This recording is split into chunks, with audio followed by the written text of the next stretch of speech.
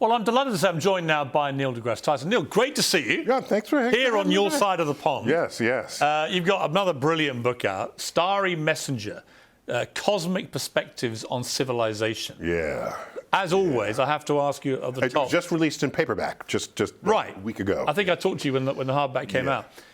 Just in a nutshell, for those who haven't read this or any of your stuff, what is the simple, normal person's version of what this is about? Things look different from a cosmic perspective. And I think I quote Apollo 14 astronaut Edgar Mitchell in this book. And really, the entire book is about that quote. May I, if I may? He says, because, by the way, when we went to the moon to explore the moon, we looked over our shoulders and we discovered Earth for the first time. It was like a firmware upgrade in our awareness of who we were to each other, to the planet, and to nature. That's when the United States founded the Environmental Protection Agency, was 1970, while we were on the moon. The first Earth Day was 1970, while we were on the moon. And there's a whole litany of actions that people took, laws that were passed to protect Earth. Here's what he noticed. He looked back and he said, you develop an instant global consciousness, a people orientation, an intense dissatisfaction with the state of the world, and a compulsion to do something about it. From out there on the moon, international politics looks so petty. You want to grab a politician by the scruff of the neck and drag him 250,000 miles out and say, look at that, you son of a bitch. Can I say that? Absolutely. This is uncensored, This right? is uncensored. You just did. So he was feeling the cosmic perspective. When you're that high up, you don't see the national borders. And we're just one species down there on this spaceship Earth, alone in the darkness of the universe, with no hint that help will come from elsewhere to save us from ourselves, as Carl Sagan had poetically referenced. And so you're changed. And so what I attempt in this book is to take places where we have arguments over holiday dinners when the uncles and cousins and aunts come in, and say, what would that look like from a cosmic perspective? And half of those arguments evaporate in that instant. Because, like, what are you fighting about? Like, really? Can't you see why we are more the same than different? You don't see that because our tribal urges will pick every little thing that you can possibly say is different. Is your skin differently reflective of sunlight than mine? Well, let's make a big deal of that. Do you worship different gods or no gods or any? Let's make a big deal of that. Oh, you sleep with this person and this instead of that person of our own species. Let's make a big deal of that. Why are we so flawed human beings? I think that feature mattered to our survival 100,000 years ago, 50,000 years ago. Because you don't know if another group that showed up on the horizon, will they harm you, take your resources or not? You don't know that. But you do know that other people in your tribe, they smell like you, they kind of look like you, and it's easy to distinguish them from the others. So that may have had survival value 50, 100,000 years ago. Today, when we have civilization and society and our intellect to know and understand our DNA, it's quite, I don't want to call it childish. Well, yeah, okay, I'm going to say it. This tribalism in the world feels childish to me. It's what would an alien say? They come say, oh, you're all the same species? You say, yeah, okay. And you're fighting for these reasons? But you're the same species, right? What are you doing? Why? And then they'll run home and report there's no sign of intelligent life on Earth. Just saying. I did the last, like I mentioned to you before in a previous interview, I did the last television interview with Professor Stephen Hawking. And it was a fascinating insight into that remarkable brain that he had. But one question really stuck with me and one answer did. I said to him, what is, in your estimation, the biggest threat to mankind? And he said, when artificial intelligence learns to self-design. And other people have extrapolated that to mean, look, the thing is, when AI gets really advanced and gets potentially sentient, it will look at human beings and think, well, this lot are a complete waste of time, right? Why on earth, what's the point of them, right? For the reasons that you've just brilliantly outlined, and they'll just basically kill us all. And make a world for themselves. Yes. Right. It doesn't involve the human frailties. Well, just consider that right now, AI is basically everywhere. There's no tech company that isn't fully exploiting the value of AI to their business model. In my field, which is not even a corporate entity, it's just science. In my field, astrophysics, we've been using AI at any possible point that it could advance us. We use it, and we've been using it for decades. Why aren't you terrified of it? Because you're very positive about AI. Okay, there are people who will read you the riot act about the future of AI, and many of them are deep in the field. So I'm not here to undo their concerns. All I will tell you is AI in its sort of restricted form, where I have a task, I don't want to do it. Let a machine do it, and let's teach it and have it machine learn what it is I need it to do and have it do it. That's kind of how AI has manifested in society. Why do you not fear that AI can become genuinely sentient and start making decisions completely on its own? Yeah, it depends. You can make a decision, but how much power are you going to grant it? All right. Look, I don't want to put words in your mouth here, and I certainly don't compare my brain to yours. However, my simple mind, my simple mind says to me that as with the internet, as with all great new innovations, but particularly with AI, given its enormous power, I can absolutely see all the positives, especially in science, in medicine, all these things. And there's an existential risk on the other side of that, well, yes. Because inevitably, people with nefarious motives will get their hands on it, and they will want AI to perform in a negative, destructive manner, because that is the nature of the beast. It's why when Lance Armstrong was the best cyclist in the world, he doped to get an even bigger advantage, so they all followed him and they all started doping, and it ruined cycling. It's the nature of the beast that humans with our brains will take. Some people with really dark aspirations for this new wonder thing will take it and misuse it. How are you not as scared as I am about that? Yeah, so I think any technological advance has always had a dark side in the hands of nefarious actors.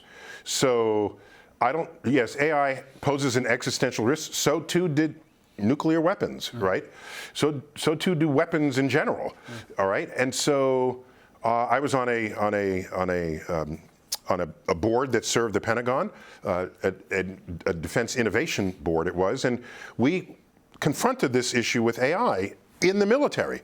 And we arrived at the conclusion that if a kill decision has to be made, a human being needs to be in that loop. You cannot have AI make that decision without a human being participating in it. Recognizing that AI is inevitable in that world, and so but you want to put in some constraints. And yes, this is not the rogue actor, right? These are rational people making these decisions. So yes, we should be concerned. I agree.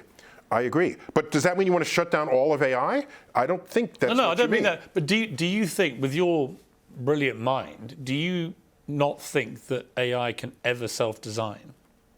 Yeah, I mean... Because that's the crucial question. Yeah, I mean, there are different levels of this. I was quite impressed the day I learned that I could take software, tell it what I wanted it to do, and it completely wrote my computer program for me. And it was a flawless program. I said, "Oh, that's good." Yeah, but is that based on the fact that it's got access to everything you've ever written? No, because I told it what I needed it to do, and it just wrote the code. But that's different. That's obeying instructions and giving you a brilliant version of that incredibly quickly. I mean, I'll give you one example.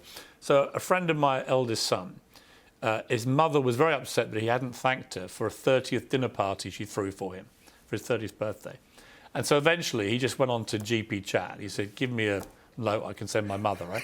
And he sent it to his mother, this like screen long thing. And she rang him sobbing in tears and said, "You've never ever moved me the way you did with this." And he hasn't had the heart to tell her that it was I guess that secret is busted now. Yeah, so it was this chat thing, right? So that's the problem, right? How could you say he hasn't had the heart to tell her? This is my international broadcast, and you're okay. I haven't named the people concerned for obvious reasons, but you get my point, right? Yeah. So that's, I think, I would count that as nefarious. It's like it's emotion that he didn't really think or feel. But consider that when ChatGPT arrived and you realize it could compose your term paper, people pooped their pants, okay? Liberal arts folks pooped their pants because they realized, oh my gosh, I've been creating all this stuff and now a machine can do it in seconds. And then I thought, well, suppose I were in their shoes, because I was as a scientist and I saw the computer power encroach into the world. I said, pick something you can give it to do that you didn't want to do anyway, like write instruction manuals or tour guides, or there's plenty of stuff to give AI to do, reserving your own creativity for yourself. Plus, I learned in one of them, where they scanned all these books, what was it, 100-something thousand books, 15 of my books were in that data set. I learned, I'm not in the lawsuit, okay? I just want to see how it unfolds. But I'm intrigued by that, because it means if you ask it questions, some fraction of what it finds to be true or interesting or responsive will be drawn from my content, which are nonfiction books about the universe. And presumably, it will be able to including this book, by the way. Right, and it'll be able to write speeches based on everything you've written, right? Yes. You could do a lecture. You could say, give me a 3,000-word lecture based on what I've written about X. But you know what it's not going to do? It's not, well, not yet. Is it going to invent something new? Well, that's the question. Well, that's my point. That's my point. If you that's what I mean by self-design. Yeah. Well, no. Okay. So isn't that what it means? Suppose you're a naturalist and you on the seashore and you find a new shell that is not yet cataloged, and you call a friend of yours. I found this new shell. That you don't put it on the internet. You just have a new shell, and it develops a whole new understanding of bivalves. If that's not on the internet, your AI will be clueless about it. It'll have no idea. Because the AI is not wandering the seashores looking for new science. No, but you're assuming at the moment that AI is still under our control. It kind of is. Well, it's limited to anything that's on the internet. Because it can't think for itself. Outside the internet. Right.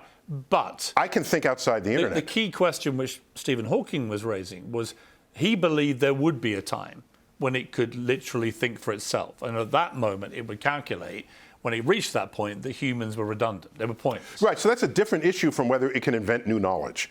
And to me, right. Well, I don't see why. Coming to it as a scientist, we're on the frontier looking where no one has looked before, inventing methods of detection where no one has detected before. Right. An AI in a box is not doing that until we offer it that information. Right. And so in my field, there are reams of data that we don't have the time or the bandwidth to analyze. We train AI on it, and it helps us figure out what the universe is like, but we are the ones who got the data for it, not it. So for me, that's a fundamental limit to how creative AI can possibly be. Ever? Well, yeah, I'm going to say ever, because the AI is not walking the beach. But my brain is telling me it is inevitable that at some stage, hopefully not in my lifetime, because I don't want to see it, AI will be able to do stuff completely on its own, originate original thought. And it's at that point... Make the kill decision on its own. Yes, and it's at that point, Stephen Hawking says, we're done.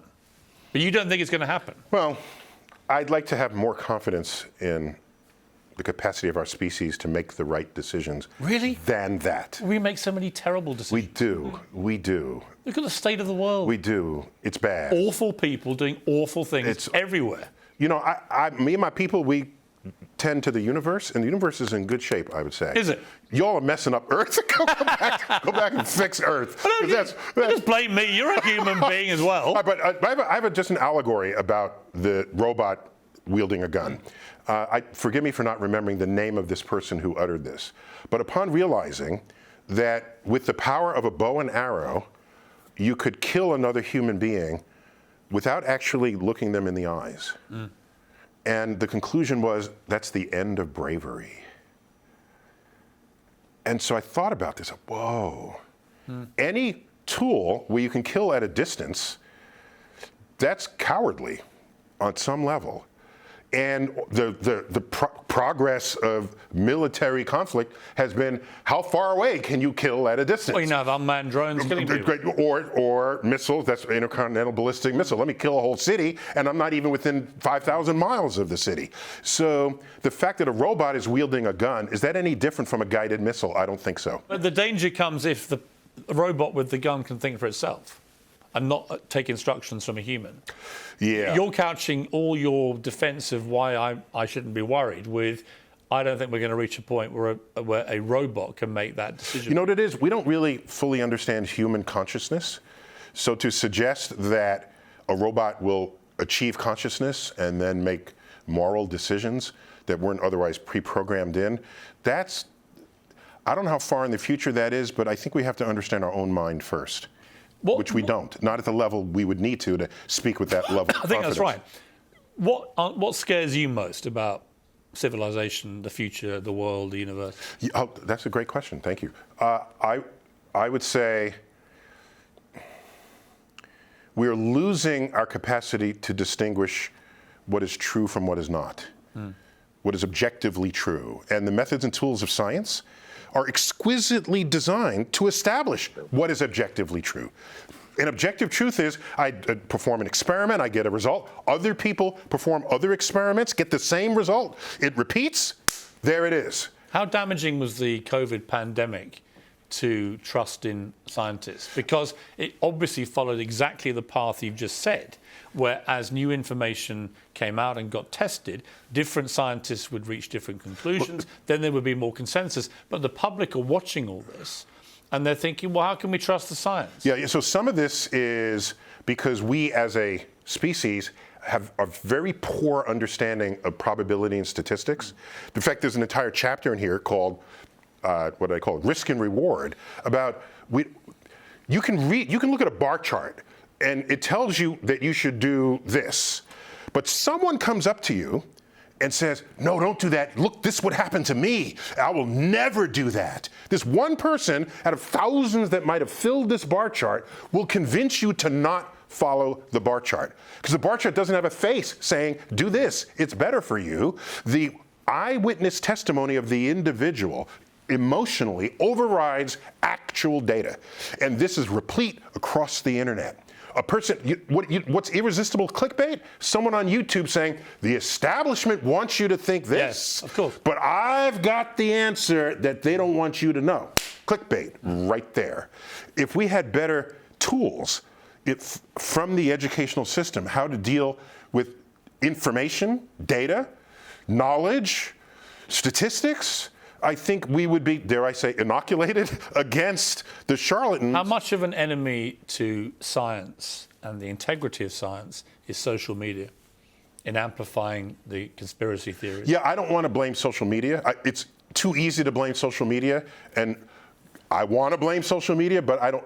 But isn't it a major part of it? Because it magnifies. It's a magnifier. Massively fuels the conspiracy. It's fuel. It throws fuel on something that I think was already. Would we ever have had a vaccine that was accepted there in social media era? I'm not sure, because you just see that there. Yeah, if COVID were 50% lethal, yeah. Yes. It was low single digits, so that's low enough so that people can think that they're not in that low single digits. And everyone who died from not being vaccinated is not writing a book that's anti-vaccine because they're dead. Okay, so dead people don't talk. So there's a one-sided awareness of the value of these advances in medical science. So what I'm, as an educator, I don't like coming after the fact and hitting people on the head.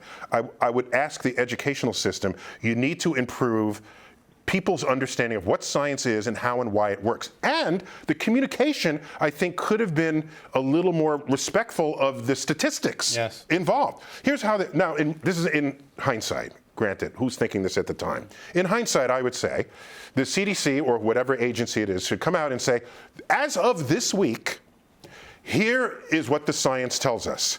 The vaccine is 90% effective at this. It prevents you from going to the hospital. It'll prevent you from dying in this percentage of cases. And there are these adverse effects in this percent of cases. And wear mask or don't wear mask. The data says maybe you should do this. Clean the packages. We all clean the food because they thought it was primarily respiratory rather than also in your blood. Okay. So the next week, more data come in. We've adjusted these numbers. Now, if the public were experienced at interpreting changes in statistical information, then you could trust that everybody would make the right decision in the interest of public health. but we don't have that background. The people delivering information, I think, didn't trust that we would think about the statistics properly, and it became this mosh pit. When you look at the universe, Like, yeah, every day. quite difficult to look at, Every but you day. spend a lot of time immersed in it. Obviously, we know so much more than we used to. What are the unanswered aspects of it all that you would absolutely love to crack? Yeah, so I've lived long enough that I no longer put so much emotion in the unanswered question of the day, because I know it will ultimately be answered. I remember 20 years ago, gee, we need to know how old the universe is. It was uncertain by a factor of 2 for most of my time in graduate school. And now we've got it tight. So that's no longer an interesting question. So for me, the most interesting question is, are we smart enough as a species to answer the questions we've posed? Or perhaps even more than that, are we smart enough to even know what questions to ask in the first place? That's a question about human physiology for me. Elon Musk is of a view that we need to have our life taken to other planets. And he also says that we are in desperate need of more people, not fewer people on the planet. What do you think of those two things? It's a matter of, can we sustain a population with the resources we have and our access to it? Some projections show that we'll level off at about 10 billion people on Earth, and I find those projections convincing, unless we double our life expectancy. If we do, and we run out of space, we need another planet. So I kind of like other planets because I'm an astrophysicist. Where would you most like to live? There's no choice in the matter. It would have to be Mars. There's no other option. No, no. Could there ever be? You'd have to go to Venus and try to have it not be 900 degrees Fahrenheit, okay? And I did the calculation. You can cook a 16-inch pizza on the windowsill in 3 seconds, okay? You would vaporize too, but it's fast, in the atmosphere. So no, you don't. Mars has a 24-hour day, approximately. It's tipped on its axis. It has polar ice caps, as we still do for now on Earth. It goes through seasons. We think there's a reservoir of water that was once there on the surface and now frozen as a permafrost. So if there's any planet that is terraformable, it would be Mars as another home for folks on Earth. The reason to do it is not to protect our species in case an asteroid comes and hits our Earth. That's the wrong. Fine, it makes a headline, but think about it.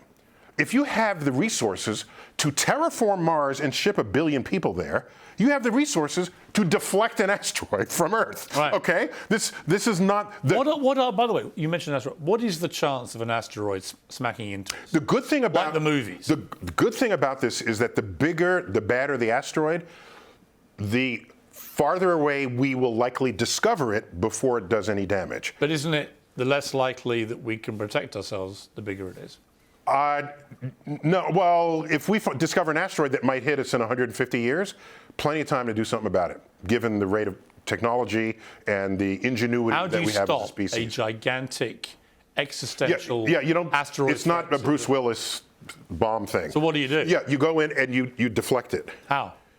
Oh, by any shove on it that's sideways? Well, you're President of the United States. No, well, yeah, right? okay. There's a massive asteroid. It's going to crash into the world. Yes, we have the kind of thing we saw with the Bruce Willis movie. We have engineering plans for deflecting asteroids, and there are multiple ways to do it. You can you can have a gravitational tug, where you can have a spacecraft that sits just ahead of it, and the two of them will want to drift towards one another, but you take the spacecraft and put little retro rocket, and it'll keep. And if you get this early enough, 1 centimeter per second, the tiniest amount will accumulate over time. And you just have to make it so that it overshoots Earth or undershoots Earth compared to the original path. Come on. Because you know that dinosaurs would still be here if they had NASA. If they had NASA? Yeah, I'm just saying. So what is the thing that keeps you up at night? What's the thing you're most scared about? Whether we are wise enough to be shepherds of our own technologies. And does that come back to the cosmic perspective of us actually recognizing how lucky we are? Yes. You have to. And making decisions accordingly. Where does the wisdom come from? It's not from the internet. It's not from fighting in trenches. It's stepping back and say, oh my gosh, life is precious. Our species is precious. Earth is precious. Earth sustains us with its animal kingdom and plant kingdom and its atmosphere and its oceans. The holistic picture that is, if we don't have the wisdom to understand that and make sure that it sustains us, we don't deserve this planet. You know why? Oh, I've never said that before. That's mean. I like it. No, No, you're right. Let me cast that in a positive. To the extent that we can develop wisdom to become better shepherds of our world and our place in it, we will be deserving of an indefinite, unlimited future. I preferred your first verse. No. Tough love. It's tough love. Finally, where can I get one of your ties? No. That's fantastic. No robot's ever going to choose one of those. Oh, but this says all the planets except for Pluto. Really? Yeah. Why have you left Pluto out? Don't get me started. Well, what's the short answer? No, I think Pluto's here, but it's in the knot. Yeah, Pluto, get over it. Pluto had it coming. Just letting you know. It's brilliant to see you. I love catching up with you. Well, thank you. Because all the things that are really genuinely concerning me, I can just ask somebody who knows. Well, yeah, I'm happy to offer some. I'm glad you're positive about AI because I want to be, but I'm always mindful of what Stephen Hawking said to me, and that makes me. Just don't throw out the baby with the bathwater. And AI can help us design new drugs, new diseases. There's so much it can do. Yet people spooked by ChatGPT want to throw everything. I think you meant to say design new cures for diseases. Oh, what did I say? You said design new diseases. I did not mean to say that. Which is exactly what I'm worried about. That's what I'm worried about. Neil deGrasse Tyson, your book, Starry Messenger, Cosmic Perspectives on Civilization, as long as he manages to say the right thing. That's a great book. Good to see you. All right, thanks, sir. All the best.